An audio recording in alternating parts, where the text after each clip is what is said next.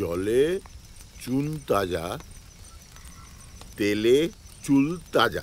হ্যাঁ, জলে চুন তাজা, তেলে চুল তাজা। জলে চুন তাজা, তেলে চুল তাজা। জলে চুন তাজা, তেলে চুন তাজা। জলে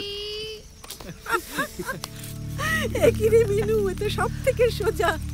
এতেই গোল্লা পেয়ে গেলি। ছেড়ে দাও, ওদের কিছু হবে না। হ্যাঁ, কিছু হবে না তো কিছু হবে না। কি হয়েছে নাকি? হ্যাঁ, কি হয়েছে? আমি কন্ট্রাক্টারি করি, ইট বালি চুন সুরকি এগুলো বিক্রি করি, জমির দালালি করি। তো মিনু, হ্যাঁ, তোমাদের মতো উচ্চ শিক্ষা হয়নি তাই জিভটা জড়িয়ে যায়। তাই কি বলবে তোমরা? কি কি আমি চৌধুরী বাড়ির কলঙ্ক, তাই তো? তাহলে আমি তাই মিনু, মিনু, কি ছেলে মানুষই হচ্ছে এগুলো? মিনু, ফিরে আয় এখানে।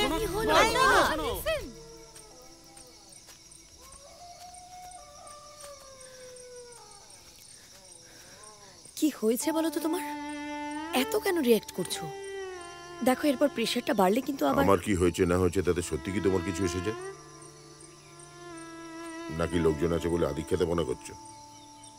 Mrinal, if there is a problem তুমি আমাকে বলতে পারো। বলে লাভ কি? কি লাভ?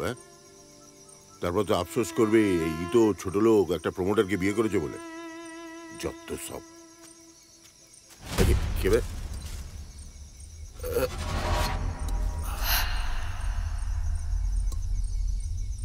মিনু, বড়দা শ্মশানের মাঝখানে বলতো, ছেলে মানুষ করিস না। চল, সবাই ওয়েট করছে ওখানে। সিদ্ধার্থ,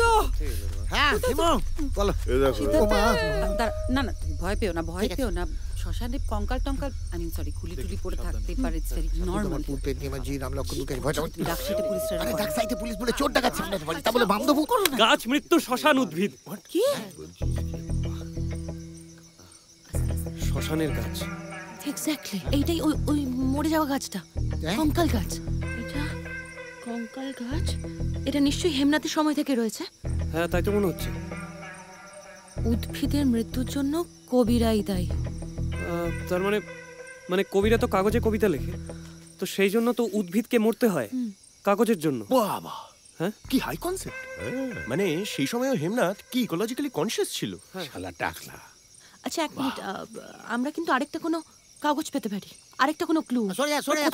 আরে বাবা, এই ব্যাপারে আমি এক্সপার্ট আছি। দাদা, আমি একা কি করব? চিরুনি তল্লা ছিটে করব।